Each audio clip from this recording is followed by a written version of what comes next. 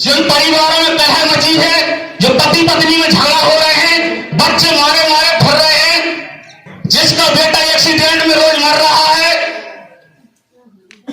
शराब के नशे में कलह मची है, अगर तुमने उस परिवार को सुधार दिया तो गुरुवर जी ने कहा कि एक महायज्ञ कर लिया तुमने, एक महायज्ञ कर लिया।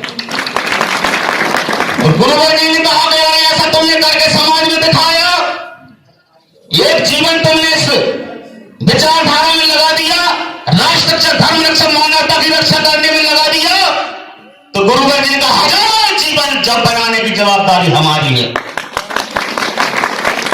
जब भी तुम यहां से मरोगे, जब तुम इस शरीर को छोड़ोगे, तो गुरुवर जी ने कहा है एक सेकंड में नहीं लगेगा। अगर तुम्हारे कलम में ताकत है तो दुनिया की कोई ताकत तुम्हें बांधने वाली, झुकाने वाली नहीं है। अगर तुम्हारे कलम अच्छे हैं तो तुम यहां से, तुम्हारी आत्मा जाएगी और फिर दोबारा जन्म ले लेगी और किसी न किसी मां की कूख में जन्म लेकर के उसके आंचल का दूध पी करके फिर सूरवीरों का जीवन जीकर के इसी विचारधारा में जो जाओगे। तो बताओ, तुम लोग हमें ज्ञात करो कि मरने तो है, चाहे बूढ़े हो तो मरे, चाहे अब भी कोई गोली मार दे, चाहे जेल में सड़ करके मर जाए, लेकिन हमारे ऊपर आशीर्वाद गुरुवर जी का है। फिर हम क्यों डरते हैं धर्मी, अन्यायी, पापियों को, दुराचारियों को? इनके खिलाफ खुलेआम आवाज उठाओ। एक जीवन गुरुवर जी ने मांगा है और गुरुवर जी 5 तत्वों के अधीन नहीं है। 5 तत्व जिससे शरीर बना है, 5 तत्व गुरुवर जी के अधीन है। गुरुवर जी ने कहा है कि मैं उस सर्वोच्च न्यायालय, सर्वसत्ता की मूल कड़ी के अवतार है, सच्चिदानंद के अवतार है। तो फिर हम क्या चिंतन देते हैं? चिंतन देते चले जाएंगे क्या? अरे भू भ्रष्टाचार मुक्त समाज बनाओ, अरे भू भ्रष्टाचार मुक्त बनाओ, शराब बंद करवाओ, क्या चिल्लाएंगे हर इस मंच से? काम नहीं करेंगे। जब तक हम काम नहीं करेंगे, जब तक हम कहीं पकड़ प्राप्त नहीं कर सकते। इसलिए हमें सभी से निवेदन है कि डट कर मुकाबला करो, डट कर सामना करो। हाँ, वह जीवन अब न जिए जिससे हमारे पाप को बोझ बन जाए।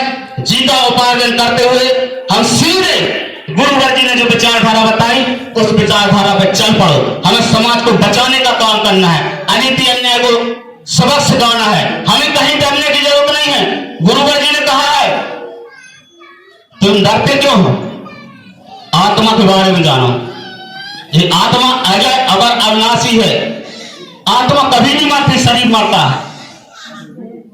पहचानो, सभी से निवेदन है इस विचारधारा को जानो। तो सभी गुरु भाई, गुरु बहनों से निवेदन है शक्ति साधक का जीवन जिए, एक दूसरे की टीका टिप्पणी करना बंद कर दे, आपस में लड़ाई झगड़े बंद कर दे, अपने से बड़ों का मान सम्मान शुरू कर दे। एक परिवर्तन होने वाला है, कल एक परिवर्तन का दिन है। 22 जनवरी को गुरुवर जी ने कहा है कि जब बाबरी मस्जिद का विध्वंस हुआ था तब मैं वहां था, और 22 तारीख को मैं सुख शुरू में वहां रहूंगा, और 22 तारीख को हर घर में गुरुवर जी रहेंगे। यह भी हमारा मानना है सबको। 22 तारीख को गुरुवर सबके घर में रहेंगे। तो गुरुवर जी ने कहा कि जो बन पड़े रामलला के पूजा पाठ, रामचंद्र सियावर रामचंद्र की जय बोल, जो कुछ करना हो करें, और एक परिवर्तन का दिन है कल। और बुराई भलाई को मिटाते हुए सभी गांव में निमंत्रण दे के बुला करके 40 पाठ करना है। और हमें नमो नमो अम्बे तो भाई नमो नमो करनी का पाठ अच्छी लगन से करना है कि घर में बहुत बड़ा दुख है हमारे ऊपर। हमारे इस भारत भूमि पर, भारत भूमि में बहुत अत्याचार हो रहा है। ये ऋषियों मुनियों की धरती है। यहाँ राम आए, श्याम आए है, कोई गलती करता है तो 20 भुजा 10 शीश ईश्वर रावण नहीं रहा इस धरती पर। ऐसी रचना रची है भगवान ने, माता की कृपा से ऐसी चेतनाएं आई हैं। तो हमें कल 40 पाठ करके, राम धुन करके वह आशीर्वाद और शक्ति हासिल करनी है कि समाज में बुराई को दूर करना है और अनिति अन्याय के खात्मा लगाने का संकल्प लेना है। और इसी संकल्प को लेकर के सभी भाई बहनों को यहाँ से जाना है। इन्हीं शब्दों के साथ मैं अपनी वाणी को विराम देता हुआ जय माता की, जय गुरुदेव। भुज की आरती होती है, वह आरती का लाभ हमें इस महाआरती में मिल जाता है। सभी सौभाग्यशाली हैं। हमारे मायापति गुरुदेव भगवान की माया चल पड़ी, जिससे राष्ट्र की रक्षा, धर्म की रक्षा, मानवता की रक्षा होने लगी। जब हमारा दिल्ली में महासंघनाथ हुआ था, उसी समय हमारे गुरुदेव भगवान के चिंतन थे और घोषणा की कि यह महासंघनाथ युग परिवर्तन का संघनाथ है। और जो अनीति अन्याय करने वाले जो दानव हैं, चाहे वो राजनेता हो, धर्माचार्य हो, गुरुवा जी ने कहा था कि अगर आज मेरी चुनौती है, इस चुनौती को स्वीकार कर लो। यही परिवर्तन का महासंघनाथ है। आओ ऐसा समाज सुधारने के लिए कोई समाज में परिवर्तन आ जाए जो नाना प्रकार के खंडों खंडों में समाज नाना प्रकार के ग्रंथों में फंसा हुआ है और जाति बांट में फंसा हुआ है, धर्मों में फंसा हुआ है। गुरुवर जी ने कहा था हिंदू धर्म से बढ़ के कोई धर्म नहीं है। गर्व घमंड से नहीं कहता हूं, और अगर किसी धर्म में शक्ति हो तो किसी धर्म का अपमान नहीं करता हूं, सम्मान करता हूं। अगर सम्मान के साथ सभी धर्मों को आह्वान करता हूं, आओ, अगर तुम्हारे पास शक्ति है तो ऐसा कुछ करके दिखाओ। इस समाज में कलिकाल फैला हुआ है, बेमनस्ता का जीवन जो जी रहे हैं, धर्माचार्य भटक चुके हैं, राजनेता भटक चुके हैं। ऐसी कोई शक्ति दिखा दो। अध्यात्म की चुनौती दी थी, कोई करके दिखाएगा और न मैं करके दिखा दूंगा। गुरुवा जी ने कहा था मैं हिंदू धर्म का ठेकेदार और तुम जितने धर्म के ठेकेदार सब आ जाओ।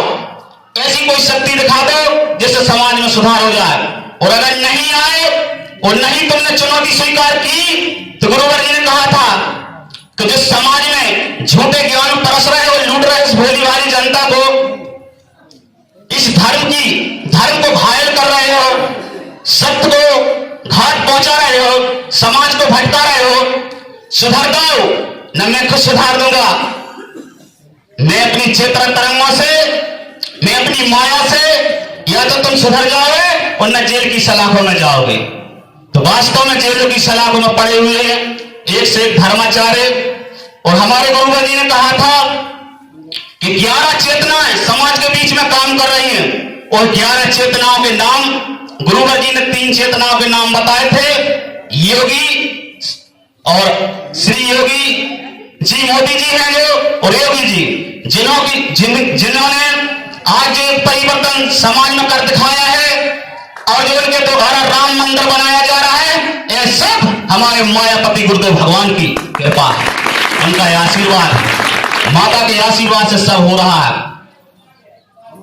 इसी प्रकार हमें और तुम्हें सभी साधकों किस भयानक कलिकाल में और हमें गुरुवर जी की विचारधारा का सहयोगी बनना है, साधक बनना है, तपस्या करना है, जिससे इस भयानक कलिकाल में समाज डूब रहा है, भयानक खाई में गिर रहा है, इसे हमें बचाने का काम करना है।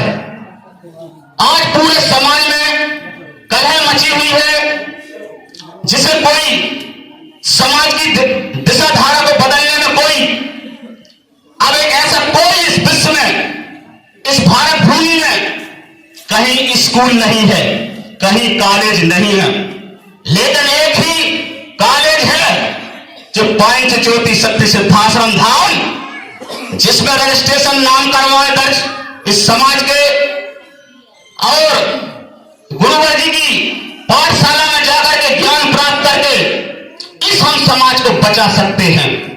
वरना इस दुनिया में इस भयानक कलिकाल से समाज को नहीं बचा सकता कोई।